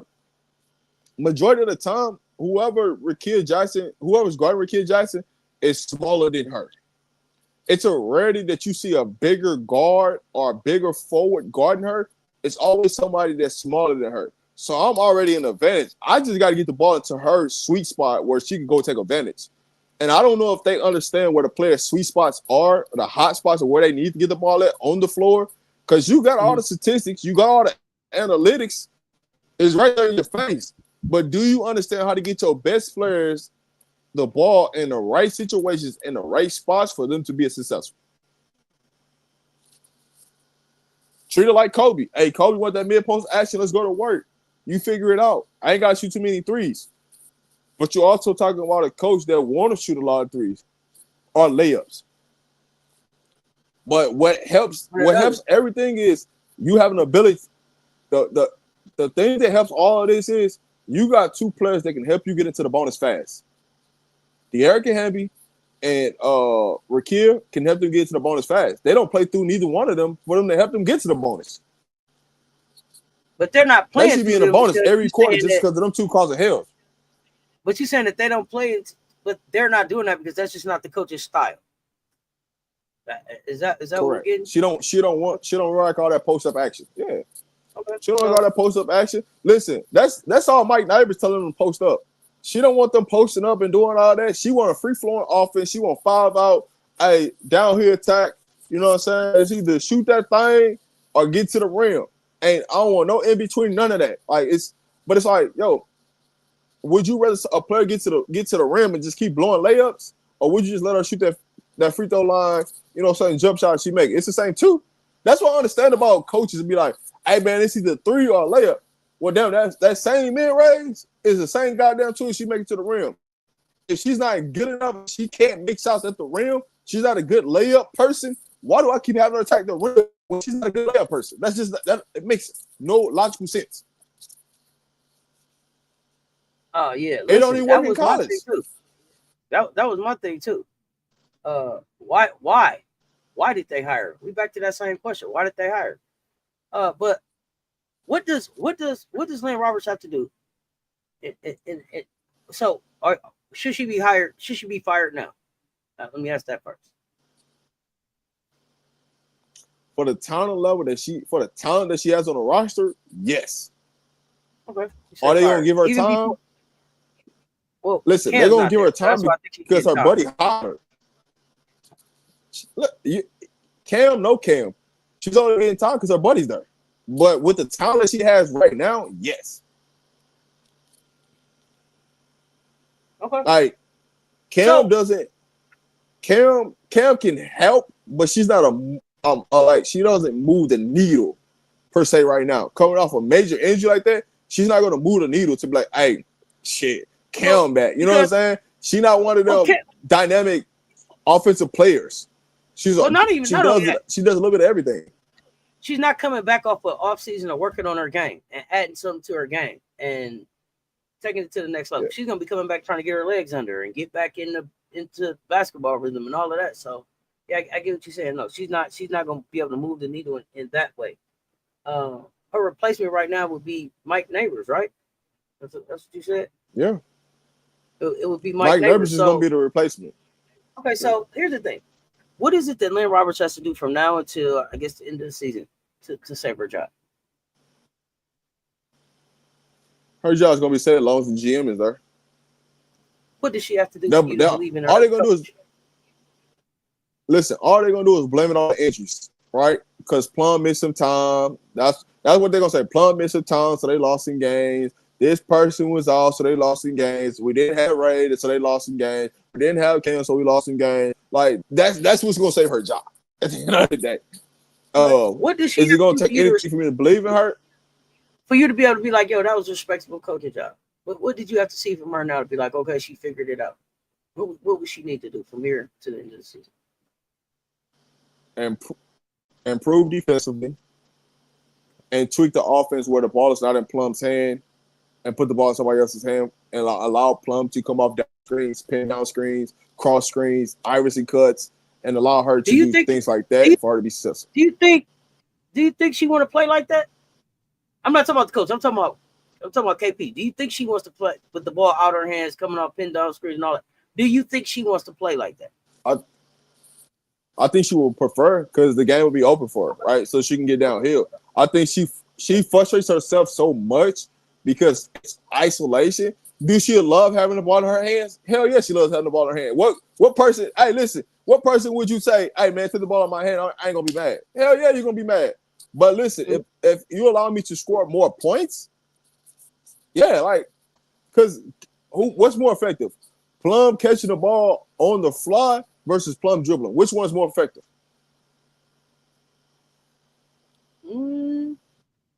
I don't know. I maybe catching the ball, but I've seen her dribbling the ball. I'm not sure. Kelsey's very inconsistent. All right, so listen. The best version of Plum is when Plum is cutting, and she's cutting to the rim, or she's catching the ball and she's flying downhill, and you can't do anything about it. Like me catching this ball and just effectively going north to south versus me having to dribble to try to get somewhere. It's a complete difference. It's a big difference. So in that situation, that's what I'm saying. I'll be running pin down screens, cross screens, Iverson cuts, where when she's catching this ball, she has no choice but to go downhill. So now she doesn't have to fight she doesn't have to see another defender. All the defenders she's saying is somebody at the rim. And now she's making up a decision. Hey, do I shoot it or do I pass it? Oh, you don't kill and that's what shoot it. Oh. Yeah. Anthony, is it too soon to say that the starters and the bench players are tuning out the head coach already? So here's the thing. I can't say that it's too soon to say that they're tuning them out because I don't know that they ever really were bought in. I don't know that I saw the moment where the Sparks were like, yeah, we got this coach, we locked in. It's kind of been like, I don't know. The LA Sparks seem like an organization is being ran by a substitute coach. You know what I'm saying? Just like, when a substitute teacher come in, that's just how the shit feel like. I must be honest. You know, the substitute teacher come in, they kind of ask you what to do, and then they try to read the teacher notes and ask the people on break what they usually do. That's how I feel like they running the Sparks. Like, I listen. Boss left a note. You know what I'm saying? She wrote a TV down the hallway. Yeah, just bringing the TV. Oh, y'all don't watch a movie today. I don't know. It's very movie time, baby. I have no idea. No intensity, no excitement. I don't even know if they look like an AAU squad. At least the AAU squad. Be excited to do something. Hey, listen, I don't even say no AAU squad. Hey, Phoenix play more like AAU. Shit, they up pressing 2-2-1. Like they ain't even doing that. Yeah. That's more AAU. I don't know, Anthony. I don't see a buy-in. I don't. Here's the thing. I would be curious if everybody knew the head coach name. That's how I don't know that they connected. I don't know if they know that that's Lynne Roberts. I'm just being honest. Tell me the last time you looked at them like, yeah, that's a team. Like, Gino's teams take on his attitude. They take on his persona. Don's teams. Even your girl Cheryl Reeves. Rondello. I don't see it. You say who? Kim a little bit. Yeah, Kim. Kim for sure. Who's out there on the floor? You call her a Utah old coach. See what I'm saying? Utah old coach. That's what I mean. I don't know. So I think it was a bad hire. I think it was a rush. I think it's unfortunate because she walked away from some young people that had come to Utah because of her for opportunity to come here. She hasn't been successful here. I said, as soon as her buddy got that Gino, she wasn't tripping. She knew she was gone. I get it. Hey man, when you want to know for them. Yeah, it's unfortunate for them because she might have been able to help them at that level. Yeah, they wasted time on friendship. We could still be friends. I didn't need to be here. And our friendship is gonna be the reason that both of us is in the unemployment line. So we still friends then. I said she left she left like at the end of the season. She wasn't sure about that shit. No, she did not. She left at the beginning of the season. Like they was she left at the beginning. Yeah, she left at the beginning. Yeah, she was at practice and then she was like, "Oh, was out of there. I gotta go." Out there in the middle of the night. Yeah, they got you. Utah was like, "Oh, you fucked up on us." Utah they went on just a little mini run. Like, "Oh, you gonna just leave us like that? Let me show you who we is." Robert should have stayed in the college job. She should have. Yeah. She definitely should have. She should have stayed. I listen. That code of conduct's got her. You know what I'm saying? Code of conduct in Utah is different. She left a week before the season started. Hey, listen, you can't be just. Yeah, listen, you can't be dealing with no work in Utah. No, sir. That's like it's rules. Got to read the rule book. Got to read the book.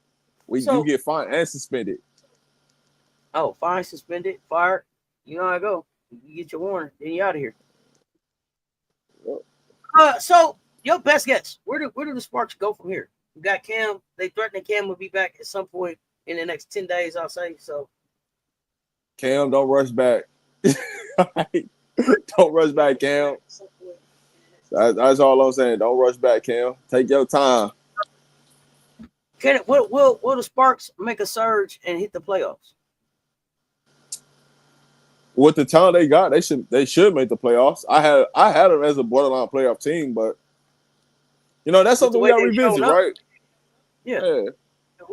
So we gotta revisit. Like who's been performing, who's been underperforming based upon the preseason, you know what I'm saying, conversations. You know, I had them as a playoff team based upon the talent they had with what Seattle had. I had them as a playoff team. I'm upset because I feel like, damn, dog, y'all making me look bad. And I know y'all got talent. So let me ask you this. Do you see them making a trade? Do you see them making a trade before the trade deadline? They don't need to make a trade. You said what? They don't need to make a trade. They do not need to make a trade. They need to figure shit out what they got. Well, if we figure it out, making a trade does what? Oh, why? Because you said they need a point guard. Cam better be careful if she don't want it to lead to Achilles injury. No. But I ain't gonna hold y'all up. Yeah, that's what I'm saying. I'm not rushing back. I thought the Cam was healthy enough to play an unrivaled. I ain't gonna hold y'all up. Trade deadline is in August. Hey, she milking it right now. Listen, she milking it right now. I'll tell you that right now. She milking it because she could have been back. She milking it right now. Cam may took the stilettos off. That's why I was hoping that's who did. That's why I was hoping that's who did ass surgery. With KP, do you guys believe she is big enough to be moved down low and play power forward or center? Or she too small? KP, who Kelsey Plum? Oh no, Kelsey Plum. Too small, Anthony. Yeah, no. Yeah, definitely too small. Don't do that. Can be fly at the game too. Can be fly. She got her stilettos on. Can be over there looking like the president. Looking like the president. Hey, listen. Hey, this how you know it's bad. Hey, listen. When Cam ain't like, I ain't trying to get out there, that means something about the coach she don't trust. She like, shit, I ain't come back for this coach. Shit, hey, man, I'll see y'all. Hey, man. Hey, when the out season start, you know what I'm saying? Hit me up then. Shit. If Cam comes back, they'll have to move her kid. She won't even get a single touch. I don't know why you say that, Tiffy. I was waiting on Cam to get back because I actually liked the Cam. Listen. I liked it, them three together. They didn't have a point guard there. I liked it, those three together. Go ahead. One thing about it though, when Cam on the floor, Rickea turn up. I don't know what it is about Cam. They like playing with Cam on the floor. Yeah, because you know what? Hey, anytime Cam get offensive rebound, she looking for Rickea to kick that bitch out too. Yeah. Man, you crazy. That's a combination you need. You don't even know. They the baddies of Hollywood. Hey, listen, it's a real combination that you don't even know you missing. Yeah, I think Cuzzo getting the ball. I'm asking that because KP seems very large for a point guard or two guard in WNBA. That's why I was wondering if she could play small power. Man, what KP you looking at? She must just be looking bigger to you on TV. KP ain't, she ain't, think about what you're saying. That's right. KP don't look big like Angel. Angel like 6'3". We talking about 6'3", 6'4" down there, right? Kelsey ain't for that. Kelsey is 5'8". Okay, Kelsey's 5'8". Now, you would have got me. Kelsey's strong. Like she looked cut up, but you would have got me if you would have said Rickea. If you would have said Rickea, I'd be like, I can see that some possession. You know what I'm saying? She playing the forward, but Kelsey, nah. That ain't happening. That's why. So, and I wonder, does Cam shoot the 3 ball? Because if Cam really don't shoot the 3 ball, how long is Cam in LA? So that's what I'm wondering. Like, the Sparks gonna have to make a decision. Are y'all gonna work with the talent that y'all gotta get a coach in here?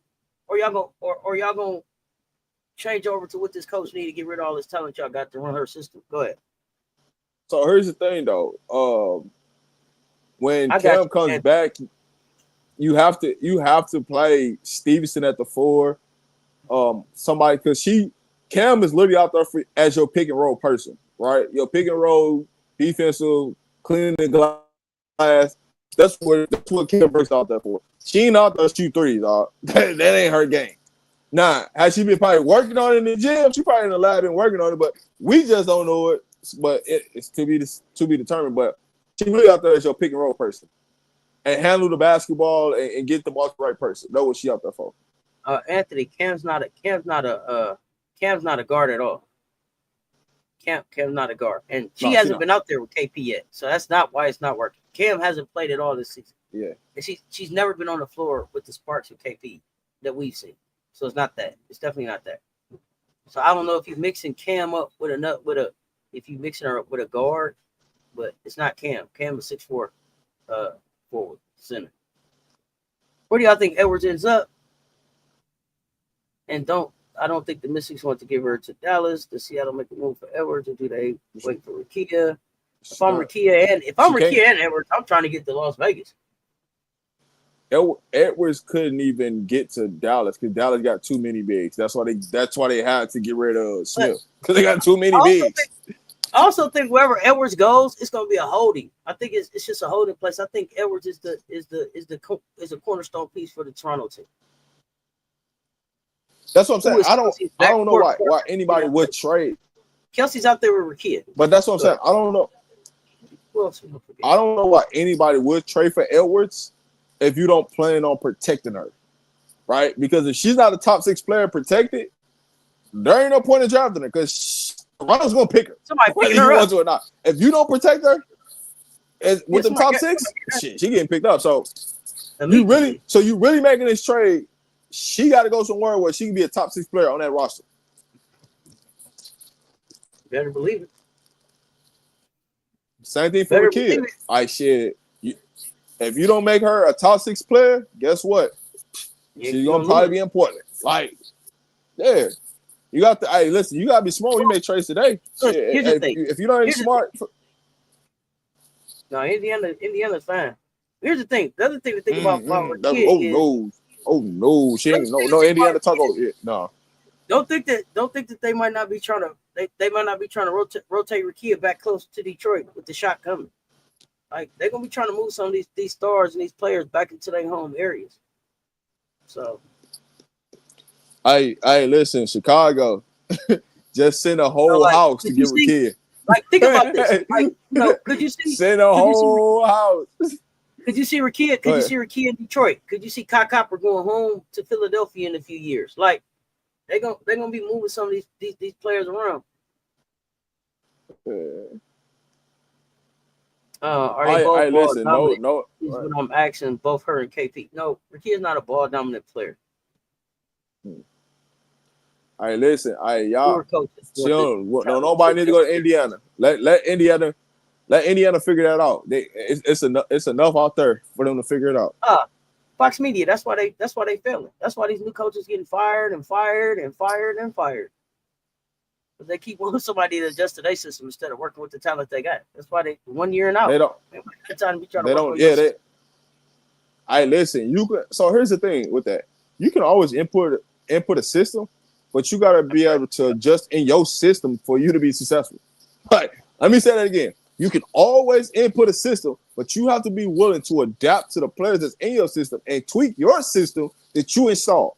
So if you install something, have a mindset of the player skill set that you are putting in. So, if you don't have any, I heard you. How much of that is ego, though, Rob? How much of that is ego? How much? It's a lot of ego. Getting in the way. It's a lot of ego. You know what's a lot of ego? It's because, hey, you're going to play to my system or you're not going to play. That's what the ego about it is. It ain't nothing more, nothing less. Hey, I'm going to input this system. If you don't like what's going on and you don't want to adapt to my system, guess what? I'm going to just bench you. And then people see that, hey, man, she's struggling. And then she'll go to another team and then she'll be balling. And you'll be like, damn, why she couldn't do that over there? Because the coach was not willing to adjust their system for this person to be successful. So one of two things going to happen. Either the head coach gonna get ran out of town or the player gonna get ran out of town. One of two things gonna happen. So it's gotta be some type of maturation, right? Anytime you put a system, you have to think about the skill set of all the players that's on the team and adjust accordingly so you can do something that makes things successful across the board. If you don't do that and you just stick to your system, which cannot be a modern system up to date of what's going on in the league and how they play, and you still running this 1970 system, you're going to always get left behind. It's just what it is. There's a lot of coaches that do it. There's a lot of coaches in college that do it, where they don't adjust to what their skill set of their players are. And that's why they always come up short. You got to change things. You got to make adjustments. Just saying. I can't believe I'm saying this, but I like the guy Mike Malone, who could be a successful WNBA coach. Maybe. So, all right. So listen, what made Mike Malone so successful is, man, you had a joker, right? You had a center that you could play through, right? You had a center-driven offense that allows you to play with a bunch of space. That your center can step out, he can score a block, he can pass, he can create, he can play a pick and roll, he can play a pick and pop. How many teams offer that? Right? So if you say, hey, he could be successful in the W, well, how many? You got to think about how his system was. Me personally, can he be successful? I think he could because of the type of system he runs. It's a more open system, but you have to go to a team that has the skill set of players to allow you to be successful in that situation. So he might not walk into a situation where he has no type of piece. But guess what Denver did? They just fired him and hired the same pieces that they needed, and he could have just still been there. They literally just went and hired the same pieces that they lost from the championship team and rehired them back in less than 2 days. So now is the next coach, he gonna come there and win, and it's gonna look like he did something, but he ain't did nothing. But ran the same exact system that was already in play.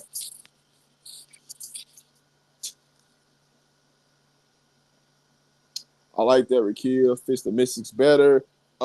Listen. I like that trade, but it doesn't work. It doesn't work for AE. It doesn't work for Edwards being traded to LA. Them trading Rickea for that makes it doesn't make sense on LA side. It makes sense on Washington side, right? So I don't know if you can make that trade.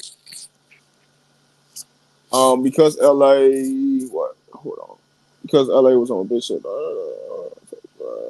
That's exactly what happened in Chicago. The sky was getting blown out nonstop because Tyler didn't want to play inside out. Hey, listen, just see the players that you got. But guess what? Tyler got to figure it out now because you ain't got. Hey, listen. One thing, right? When you start losing players and you start getting less and less, you're gonna find out who a coach really is. Because it's a lot of things that gets discovered about a coach when they got less talent than when they have more talent, right? It's easy to coach when you got talent. Let me see what you look like when you don't got no talent around you. What kind of job you do? That's when you find out who can really coach, who can't, right? Because now it's like, hey, man, I got to make these adjustments. I find out a lot.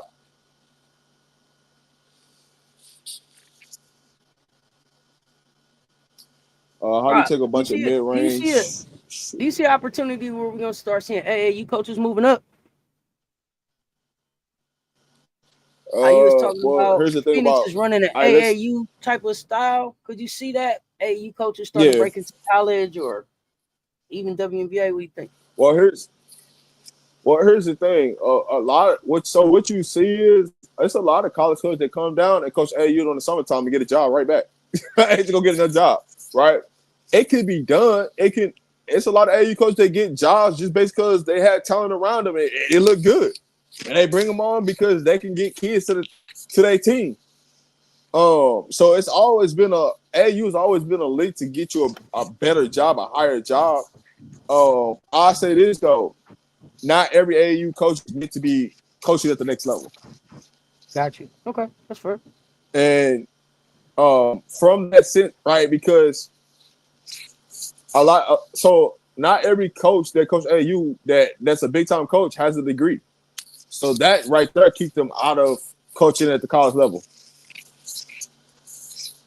And they damn sure ain't finna hire no goddamn AAU coach to coach no damn professional team. They definitely ain't finna do that.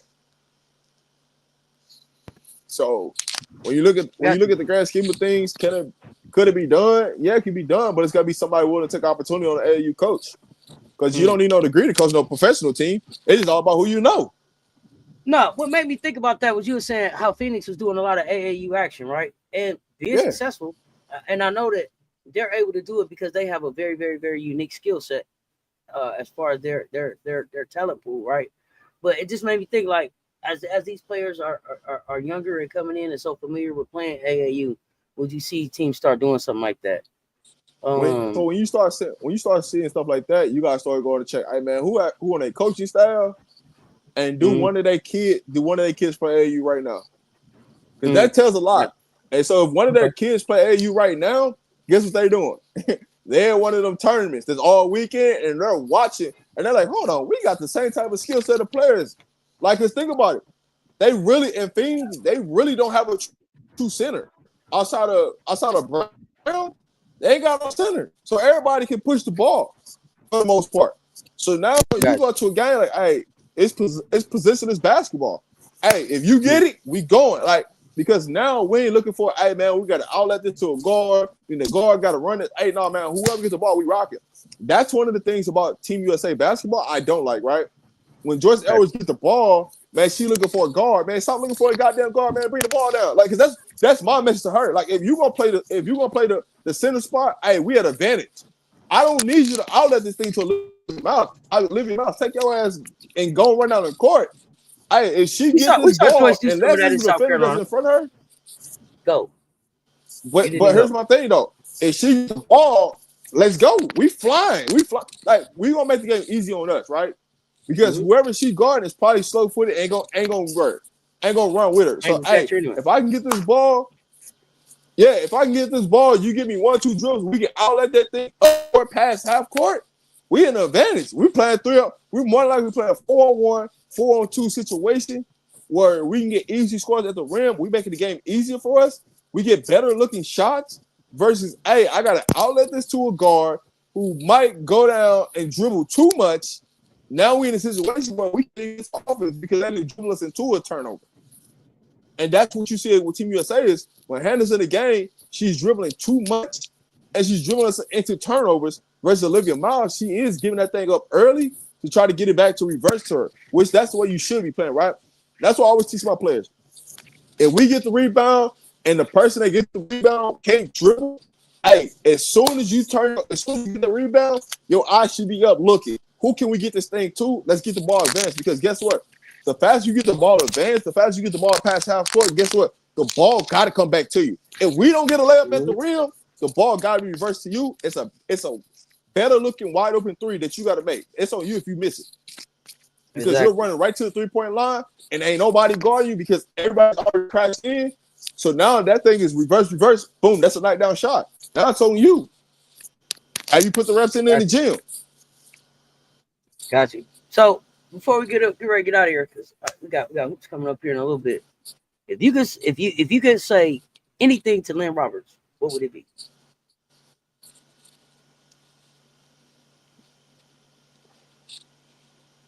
I would make it so simple. To her, be more open with making adjustments to your team for you to be successful. All right. It ain't even gotta be a long conversation. Just be more open. Just be more open about being able to make adjustments, trusting to your assistant to allow you to, like, your assistant's supposed to pick you up and help you get this thing going. If your assistant coaches can't pick you up to help you get this thing going, you need to fire your assistants. They ain't right for you. I hear you. I think that works. Let's see. We got another question. Rob, you watch both. Let's get this question in. You watch both the WNBA and the NBA. Do you feel the women's game professionally to see more players over dribbling, or do you see that more with the NBA? I don't know what you mean. NBA. Yeah, I mean, the NBA does more dribbling, but you also got to look at why there's more dribbling going on. Yeah. The reason why there's more dribbling going on is because everybody live with this concept, 3 or layup, right? You get a lot of players that get to the rim that should be taking shots at the rim to go to the free throw line, but instead they get there and they kick the ball out to a 3. Contested 3, which now if they don't shoot that 3, right, they can be wide open, don't shoot the 3, and start dribbling, and it's a turnover. Exactly. So but they could get right there and take the layup and get a foul. That's what they could do. Correct, and get to the free throw line and make things easier. But they're turned down wide open shots to make things more difficult. You see it more in the NBA than the W. It's just more noticeable in the W now because everybody's watching. That's why it's more noticeable. A lot of people didn't even realize. Man, it drives me up a wall. I'm like, bro, just take the layup. I don't give a damn about that three. Hey, listen, we're going to take away a high percentage layup, a high percentage 2 points to shoot a three, and we kicking that to a person that's shooting under 30%. So they ain't going to make it anyway. So you mean to tell me I'm going to take away a guaranteed two to kick it to a shooter, a 9-shooter that's shooting under 30%, and then the clank so hard that it's already putting another team in transition because we can't rebound the shot. Long shot, long rebound. I'd rather you throw that some bitch. I'd rather you throw that some bitch out of bounds and we can set our defense. Reset the defense. Tap it out of bounds. Reset. I'm being honest.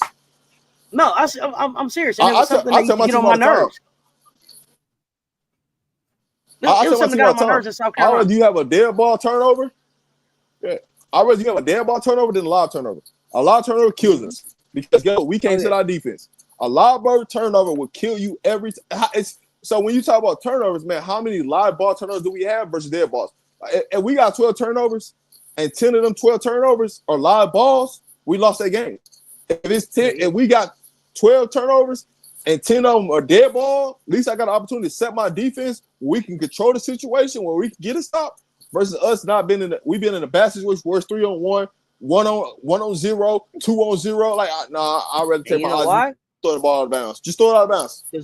Because I'm always gonna trust my defense. Reset. I'm always gonna trust my defense. For sure. Yeah, we appreciate y'all putting up a rock. I can coach you defensively. This impromptu hot takes. Hey, coaches can just jump to coaching. I think they're probably gonna have to go to Europe, coach the G League for a little bit, then become assistant. Look, little do you know, the AU coaches can. Like it's all about who you know. Hey, listen, I'll tell you like this. If one of my buddies got a WNBA GM job, hey, call your boy up. Oh man, what? It's always about who you know. Listen, let me tell you this. If you looking at somebody that got all these credentials, this long resume, and they can't get the job done, you might well hire somebody that's young that ain't got no credentials. Let them just do it on the fly. What's the difference? Might as well. That's what I'm saying. Anybody, listen, there is no criteria on getting a WNBA or NBA head coaching job. There ain't no criteria. There ain't no criteria to be an assistant coach. There is a criteria in college to be a coach. Yeah, there is a criteria for college coaches for you to be assistant and a head coach. Yeah, you got to have a degree. But outside of college, you go to the profession. You ain't got to have no degree to coach. Guess what? You know why? You know why they can't do that? Hey, listen. If I can put you on, if I can make you a video coordinator, I can promote you from a video coordinator to the head coach. What makes you need a resume? Tell me about it. Because there's been plenty of times. Some of these head coaches became head coaches. Eric Spoelstra was the video guy. Look at him. Yeah, that's why I use that example. See, y'all get caught up in a lot of stuff. What is your skill set? What is your passion? What is your ability? How can you get the job done, or can you get the job done? You say you can hire them with no professional experience, but why is being an AAU coach not professional? Why would you say that's not a professional coach? They hire we talking about coaches right now in the WNBA that's first year coaches in the league that ain't got no WNBA experience. So what's the difference? Only because you know that they were at AAU? Hey, Anthony, let me tell you this. I'm gonna break this down to you. I'm gonna make it so simple, right? If you go to the EYBL, right, all the top echelon teams in the EYBL, they have more star players, more franchise players on their roster and coaching them than a lot of these coaches that's in college. So they're equipped to deal with these players and parents in high school, and they have more franchise players than you ever coached in your life. Think about that. Like when you talk about Lynne Roberts, right? You can only one player that's been a star player for her. There's a lot of AAU coaches that didn't coach franchise players. Like if you go to just all right. So listen, I'm gonna go to Jason Tatum's dad, right? Jason Tatum's dad was an AAU coach that got a job in Australia as a head coach right now. But they ain't coached nothing in college. But wait a minute. But because he coached talent in high school and in AAU, he's got a job professionally. But talk to me about these AAU programs that have coaches that have 10, 15, 16, 17, 18 kids in the league that came through their AAU program, right? Like, what does that say about that coach? Everybody came through my program. The foundation that I laid for them ended up in the league. Why would you say that they can't coach at the next level? Because you haven't seen them do it? The difference in Spo have been with a long time. How you know that they ain't been with the AAU team for a long time? You're making a lot of assumptions, Anthony. And so he was learning under Pat Riley. So they learning under somebody too. They all got mentors. So what? You making a lot of. He's telling you that they're AAU coaches. I don't understand what the back and forth is. But okay, good. Hey Anthony, I got credibility to being a WNBA coach. You know why? I got a couple players that made the W. So it's like you wouldn't want somebody that got players that's made it there that's actually coached talent versus you want a college coach who ain't coached that type of talent. I coach more better talent than a college coach that you just hired, but you don't want me. And I've dealt with having better talent than this coach has. Come on, man. We got to face that. Like, what makes? I just don't understand what makes because you're AU coach that you got to go to college. I don't know how old you are, Anthony, but I don't think you realize. You first of all, you like just coaching some high school kids. These are high school kids that are brands. You know these high school kids' names right now. These are coaches that are managing players that are playing with. Some of these kids are in high school with NIL right now. It seems like you're 34 years old, and it seems like you maybe don't understand how much money is actually in high school basketball and AAU basketball. It's big business. It'll blow your mind. It'll blow your mind. It maybe it's rivaling up there with college. Like, yo, it's big money.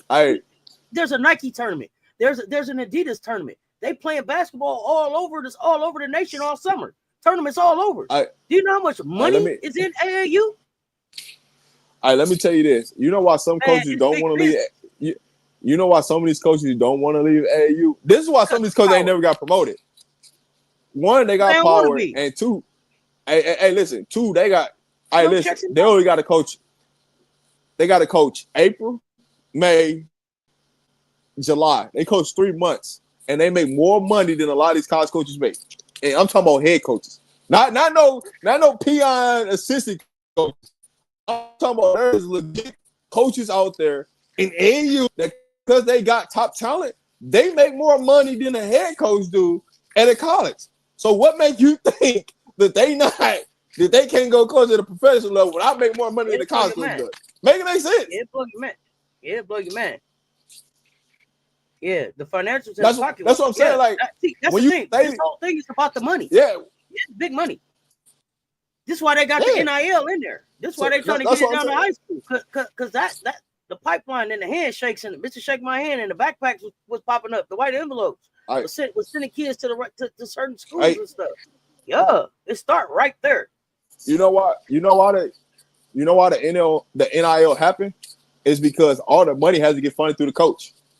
That's the real reason why NIL popped up, because I have to funnel all the money to the coach and now to the AAU coach, and then the AAU coach get to decide how much money they get. You know what I'm saying? Hey, listen, if you send me $250,000, I'm giving the family $50,000. I'm giving $200,000, and that's just for one kid. So just imagine, Just imagine $37 billion. If I got 4 or 5 Division I kids on my roster, I'm getting $200,000 per kid. So I'm already making $1 million, and all I gotta do is I gotta coach 3 months, 3.5 months at the most. Man, stop it. And you think I can't? And you think I can't be a professional coach? I'm actually taking a pay cut if I become a professional coach. Mm-hmm. Yeah, check them out, Anthony. But y'all got to get ready to take a break before I get ready to start the week. I'm gonna come back up. I'm gonna come back at some point for the Commissioner's Cup.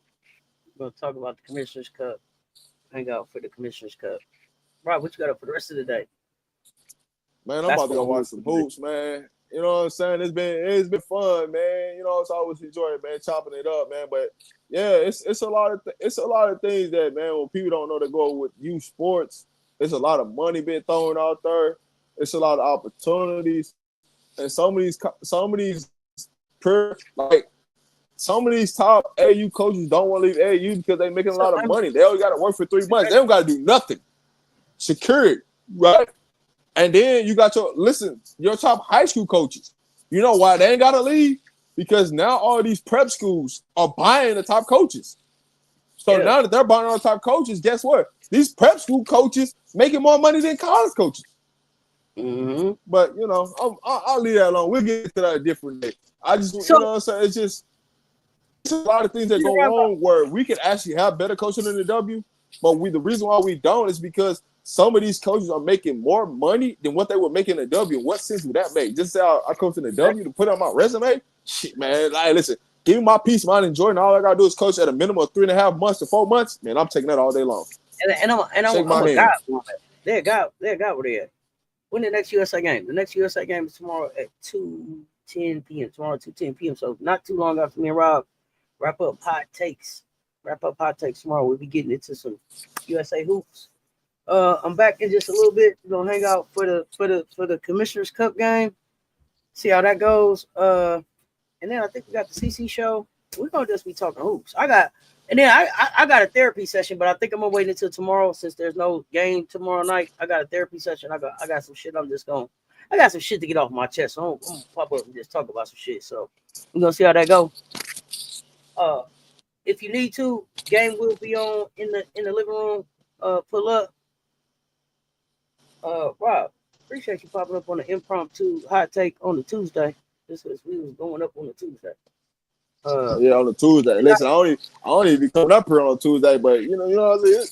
All right, listen, it's an impromptu. You know what it is? Hot take. You know what I'm saying? They say we had to come grill her up. You know what I'm saying? Come grill her up. So we're here with it. You know what I'm saying? Had to address it. Appreciate you pulling up. Make sure y'all like, share, subscribe to all the channels, man. Rewatch game, man. Leave a comment. Rewatch game. Let us know that you checking in. And we just need 5 people to share this thing out, man. Pull up on us. Exactly. We appreciate y'all. Until the next time, y'all stay tuned. Talk soon. RobDaMan Media, Mr. Shake My Hand. Let's talk sports. Until us, y'all stay tuned. Talk soon.